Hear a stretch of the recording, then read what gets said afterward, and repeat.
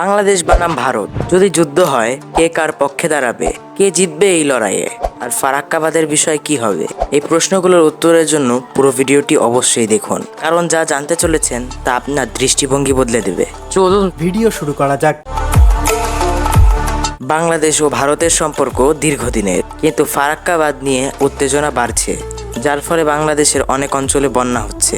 এ নিয়ে উত্তেজনা এমন পর্যায়ে চলে গেলে যদি দুই দেশ যুদ্ধে জড়িয়ে পড়ে তাহলে পরিস্থিতি কী রূপ নিতে পারে? ভারত বিশ্বের অন্যতম বৃহত্তম সামরিক শক্তিগুলোর মধ্যে একটি, যাদের রয়েছে বিশাল আকারের সেনাবাহিনী, আধুনিক বিমান বাহিনী এবং অত্যাধুনিক সমরাস্ত্র। অন্যদিকে বাংলাদেশ ছোট হলেও তার সামরিক বাহিনী অনেক দক্ষ এবং অভিজ্ঞ, দেশের সীমান্ত রক্ষার জন্য প্রস্তুত। তবুও দুটি দেশের মধ্যে সামরিক শক্তির পার্থক্য রয়েছে। যদি বাংলাদেশ ও ভারতের মধ্যে যুদ্ধ বাধে, তবে কোন দেশগুলো বাংলাদেশকে সমর্থন করতে পারে? চীন, যারা ভারতের সাথে প্রায়শই বিরোধে লিপ্ত, তারা বাংলাদেশের পাশে দাঁড়াতে পারে। পাকিস্তানও ভারতের বিরুদ্ধে অবস্থান নিতে পারে, কারণ তাদের পুরনো বৈরিতা। এছাড়া কিছু মুসলিম প্রধান দেশও বাংলাদেশকে সমর্থন করতে পারে। অন্যদিকে ভারতকে সমর্থন করতে পারে যুক্তরাষ্ট্র, রাশিয়া এবং কিছু পশ্চিমা দেশ, কারণ ভারতের সাথে তাদের অর্থনৈতিক ও কৌশলগত সম্পর্ক শক্তিশালী। তবে এই যুদ্ধের ফলে আন্তর্জাতিক মঞ্চে অনেক বড় বড় কৌশলগত পরিবর্তন আসতে পারে। যুদ্ধ হলে উভয় দেশের জন্যই এর ফলাফল হবে ধ্বংসাত্মক। বাংলাদেশের ভূখণ্ড ছোট, তাই যুদ্ধের ভোগান্তি বেশি হবে, কিন্তু ভারতের বিশাল আকার এই শক্তিশালী মিত্রদের কারণে তারা সম্ভবত বেশি সুবিধাজনক অবস্থানে থাকবে। তবে চীন এবং পাকিস্তানের মতো শক্তিধর দেশগুলো যদি এই যুদ্ধে সরাসরি জড়িয়ে পড়ে, তাহলে সমীকরণ বদলে যেতে পারে। এই যুদ্ধ হয়তো আঞ্চলিক সীমা পেরিয়ে বড় আকারের সংঘাতে রূপ নিতে পারে।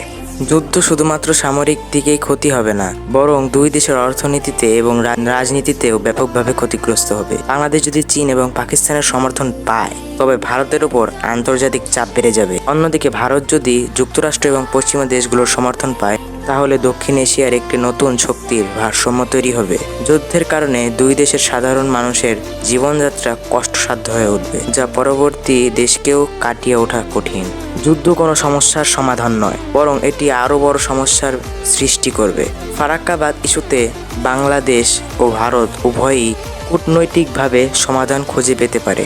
আলোচনার মাধ্যমে এটি মধ্যস্থতা করা গেলে যুদ্ধের সম্ভাবনা কমে যাবে এবং দুই দেশই লাভবান হবে। কূটনৈতিক আলোচনার সমস্যার সমাধান করা উচিত, যাতে দক্ষিণ এশিয়া অঞ্চলে শান্তি ও স্থিতিশীলতা বজায় থাকে। আপনি যদি মনে করেন যে ফারাক্কাবাদ ইস্যুতে শান্তিপূর্ণ সমাধান সম্ভব, তাহলে এই ভিডিওটি শেয়ার করুন এবং আমাদের কমেন্টে আপনার মতামত জানান।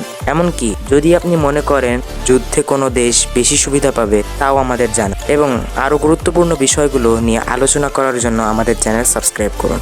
আজকে ভিডিওটি এই পর্যন্তই। ভালো থাকবেন, সুস্থ থাকবেন। আসসালামু আলাইকুম।